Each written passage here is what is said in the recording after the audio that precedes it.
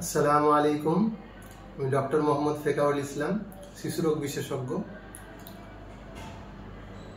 আজ যে গুরুত্বপূর্ণ বিষয়টা নিয়ে কথা বলবো তা হলো কিছু প্রচলিত ভ্রান্ত ধারণা। 1 নম্বরে আসি, অনেক মা বাবা বা গুরুজনরা ভাবেন যে বাচ্চার দাঁত বেরোলে পাতলা পায়খানা হয়। এটাও অনেক সময় বলতে শোনা যায় যে চোরা দাঁত বেরিয়েছে এবং চোরা দাঁত বেরোনোর পরে সেটা বসিয়ে দিয়েছে ও পায়খানা ভালো হয়ে গেছে। কোনোটাই সঠিক নয়, এটার বিজ্ঞানসম্মত কোনো বেসিস নেই। হতে পারে দাঁত বেরোনো এবং পাতলা পায়খানা হওয়া দুটো একসাথে ঘটেছে, কিন্তু কোনোটাই একে অপরের কারণ বা ফলাফল নয়।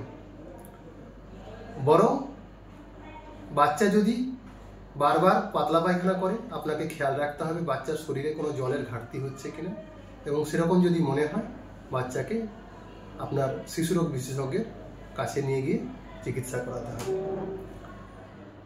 এরপরে আসি, অনেকে ভাবেন যে বারবার পাতলা পায়খানা করলে বাচ্চার ঠান্ডা লাগা বা কাশি কমে যায়।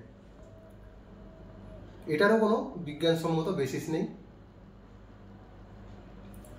বেশিরভাগ ক্ষেত্রে দেখা যায় যে ভাইরাল ইনফেকশনের ফলে বাচ্চার ঠান্ডা লাগা, পাতলা পায়খানা দুটো একসাথে হয়।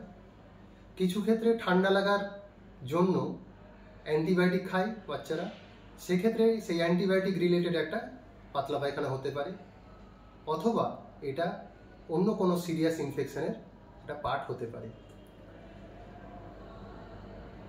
কারণ আমরা অনেক সময় দেখি যে বাচ্চা প্রচণ্ড কাশি বা প্রচণ্ড শ্বাসকষ্ট নিয়ে এসছে, তার সাথে প্রচণ্ড পাতলা পায়খানাও করছে।